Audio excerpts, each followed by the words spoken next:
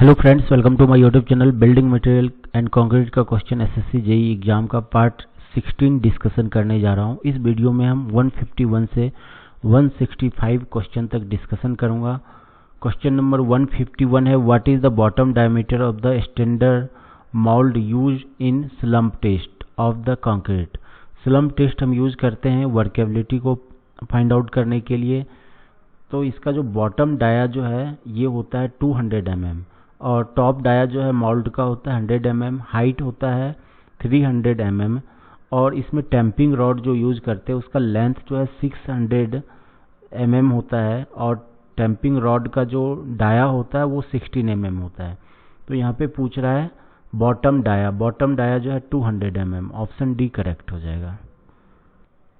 Next है, higher workability of concrete is required if a structure is, option A है mode with cement, option B है thick and reinforced, option C है thin and heavily reinforced, thick and heavily reinforced. तो higher workability जो है required होता है heavily reinforcement में। तो थिन या थिक, तो ऑप्शन डी करेक्ट हो जाएगा, थिक एंड हैवीली रेनफोर्स्ड हो। टाइप ऑफ वर्क और डिग्री ऑफ वर्केबिलिटी है, प्री कास्ट, पेविंग, स्लैब या रोड वर्क में जो है डिग्री ऑफ वर्केबिलिटी लोअर होना चाहिए। 20 to 40 जो है mm जो है वर्केबिलिटी स्लम वैल्यू होना चाहिए, लोअर वर्केबिलिटी होना चाहिए। मास कंक्रीटिंग लाइट रेनफोर्स्ड सेक्शन में लो वर्केबिलिटी यूज करते हैं। मास कंक्रीटिंग में स्लम वैल्यू जो है 25 to 50 mm के रेंज में होना चाहिए। ऑप्शन नेक्स्ट है, flat slab moderately reinforced section जो है medium workability, heavily reinforced section में जो है हाई वर्केबिलिटी होना चाहिए। Concrete with congested reinforced require higher workability which spreads out without affecting the cohesion of the constituents so that segregation जो है does not take place. Next है 153, workability of concrete mix with low water cement ratio, general ratio determined by. Option A है tensile strength test से हम tension test हम tension test find out करते हैं। Slum test से हम workability find out करते हैं। ऑप्शन सी है कंपैक्शन फैक्टर टेस्ट, तो कंपैक्शन फैक्टर टेस्ट से भी हम वर्केबिलिटी फाइंड आउट करते हैं। अगर कंक्रीट जो है लो वाटर सीमेंट रेशियो हो तो लो वर्केबिलिटी हो तो हम कंपैक्शन फैक्टर टेस्ट यूज करते हैं। ऑप्शन सी करेक्ट हो जाएगा। अगर ड्राई कंक्रीट हो, काफ़ी लो वर्केबिलिटी हो, ड्राई मिक्स हो, तो हम VV टेस्ट यूज करते हैं वर्केबिलिटी को फाइंड आउट करने के लिए। नेक्स्ट है 154 question, the compaction of concrete improves, density को इम्प्रूव करेगा, स्ट्रेंथ भी इंक्रीज होगा, अगर डेंसिटी इंक्रीज होगा ड्यूरेबिलिटी भी इंक्रीज होगा। ऑप्शन हो जाएगा डी। नेक्स्ट है 155, workability of concrete for a given water content is good if the aggregate are. Option A है rounded aggregate, irregular aggregate, angular aggregate, flaky aggregate. तो इस चारों में जो है सरफेस एरिया जो है सबसे कम इसका होगा, तो इसमें जो है इंटरनल फ्रिक्शन जो है सबसे कम होगा, तो वर्केबिलिटी भी सबसे ज़्यादा राउंडेड एग्रीगेट का होगा। Rounded aggregate spherical shape aggregate है less surface area, so less amount of paste required for lubrication, they are more workable. Angular and flaky aggregate have large surface area and hence less workable. Next है question number 156, next है deleterious substances in aggregate are undesirable because they may। deleterious substances होता है हानिकारक substance। ये क्या होता है? deleterious substance are those harmful substance such as organic matter, clay, shale, coal which are weak, soft etc. These substances affect the property of concrete in green as well as hardened state। तो property को effect करता है concrete का। तो option A दिया है, affect the strength, workability and long term performance of concrete, correct है।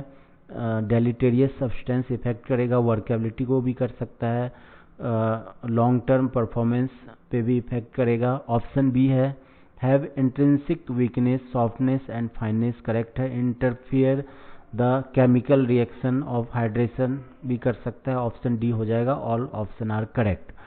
Organic interference, the process of hydration also on hydration they leaves void reduce the long term strength। Next है water cement ratio, option A है volume of water to that of cement. तो water cement ratio हम weight में measure करते हैं, water cement ratio weight of water by weight of cement, weight of water to that of cement, option B इसका correct answer होगा। Next है 158, which of the following is the result of proper batching of concrete. Batching क्या होता है, हम जो cement sand coarse aggregate को जो मेजर करते हैं उसे हम बैचिंग कहते हैं। Batching is the process of controlling the quantity of each ingredient of concrete in each batch, any error in measurement of any ingredient is called batching error which causes variation in workability, strength, durability, economy पे भी effect पड़ेगा। Batching जो है two types के होते हैं, volume batching जो हम छोटे काम के लिए यूज करते हैं और सेकेंड टाइप होता है वेज बैचिंग। तो वेज बैचिंग हम यूज करते हैं बड़े कामों के लिए। ऑप्शन ए है इकोनॉमी, ड्यूरेबिलिटी, वर्केबिलिटी, स्ट्रेंथ। तो बैचिंग में अगर एरर हो तो ये इफेक्ट जो है इस चारों पे करेगा, ऑप्शन डी करेक्ट हो जाएगा, A B C D. Next है the process of mixing, transporting, placing and compacting concrete using ordinary Portland cement should not take more than how much time. Compact, transporting, placing, mixing, compacting में जो है ये जो है time जो है इससे ज़्यादा नहीं होना चाहिए। ऑप्शन ए है 30 minute, 40 minute, 75 minute, none of these. तो इनिशियल सेटिंग टाइम से जो है ज़्यादा नहीं होना चाहिए, तो ऑप्शन ए करेक्ट हो जाएगा। इनिशियल सेटिंग टाइम जो है ओपीसी सीमेंट का होता है 30 minute. Setting time of concrete should not be less than 30 minute, so the concrete remains in plastic during the process of mixing, transportation, placing and compaction. Next है the figure given below represents, यहाँ पे जो है figure दिया हुआ है और ये है, तो यहाँ पे ऑप्शन है low slump of concrete, normal slump, shear slump, collapse slump. तो यहाँ पे हम मोल्ड से जो है स्लम्प वैल्यू, यहाँ पे ये मोल्ड है जिसका जो है टॉप डाया 100 mm है, बॉटम डाया 200 mm है, उसके बाद 300 mm है। इसे वर्टिकल हम जो है लिफ्ट करते हैं, उसके बाद जो है कंक्रीट सबसाइड होता है। तो ट्रू स्लम्प का जो है इस तरह से होता है, कंक्रीट चेंज होता है। सीयर स्लम्प का जो है इस तरह से, अगर सीयर स्लम्प होगा तो कंक्रीट इस तरह से होगा, कोलैप्स का इस तरह से होता है सबसाइड। तो यहाँ पे जो ऑप्शन दिया है ये है कोलैप्स स्लम्प का, ऑप्शन डी करेक्ट हो जाएगा, collapse slump of concrete. Slump of concrete जो है difference between the height of mould and the highest point of subsided concrete in mm में। Shear slump indicate a non cohesive concrete and may lead to segregation. Collapse slump is observed in highly wet mix. Next है the for proper workability of concrete the water cement ratio varies from. Workability जो है concrete का ये जो है for proper concrete के लिए water cement ratio very करना चाहिए। तो जनरली जो है 0.35 to 0.65 के बीच होना चाहिए range. Water cement ratio lie generally in the range of 0.35 to 0.65. When water cement ratio is decreased to less than 0.4, अगर 0.4 से कम अगर हम वाटर सीमेंट रेशियो रखते हैं तो क्या होता है, there is a improper consistency सही नहीं होता है, workability of cement is workability भी सही नहीं रहता है, एंड हनीकम स्ट्रक्चर बनता है। तो ऑप्शन जो है इसका करेक्ट हो जाएगा 0.4 to 0.6। नेक्स्ट है question number 162, the size of commonly used concrete specimen for compression test. तो कंक्रीट का जो कंप्रेशन टेस्ट करते हैं वो 150 mm क्यूब में करते हैं, ऑप्शन बी करेक्ट हो जाएगा, 150 into 150 mm। कंप्रेसिव टेस्ट जो है test specimen recommended are 150 into 150 mm cube, और सिलेंडर भी हम यूज करते हैं of 150 mm dia and 300 mm height. Cube भी हम यूज कर सकते हैं, या फिर हम क्यूब भी यूज करते हैं या फिर सिलेंडर भी यूज कर सकते हैं, जिसका जो है डायमेंशन होता है dia 150 mm and height 300 mm। Cylinder strength जो है लेस होता है क्यूब स्ट्रेंथ के, 0.8 इंटू क्यूब स्ट्रेंथ होता है। सिलेंडर स्ट्रेंथ जो है इक्वल टू होता है 0.8 times cube strength. IS code also recommend use of cube of size 100 into 100 into 100 mm cube भी यूज कर सकते हैं, लेकिन प्रोवाइडेड दैट क्यूब का एग्रीगेट का साइज जो है एक्सीड नहीं होना चाहिए 19 mm से। 19 mm से साइज जो है बड़ा नहीं होना चाहिए एग्रीगेट का। नेक्स्ट है 163 question, how does the strength of concrete differ with age of concrete. Option A है इंक्रीजेज डिक्रीजेज नो इफेक्ट। तो स्ट्रेंथ जो है कंक्रीट का वो एज के साथ इंक्रीजेज होता है, इंक्रीज करता रहता है। The strength of concrete increases with age of concrete due to hydration of di calcium silicate. Cement में जो है C2S होता है, ये रिस्पॉन्सिबल होता है अल्टीमेट स्ट्रेंथ के लिए। नेक्स्ट है 164 question, are use to press mortar and spread if uniformly.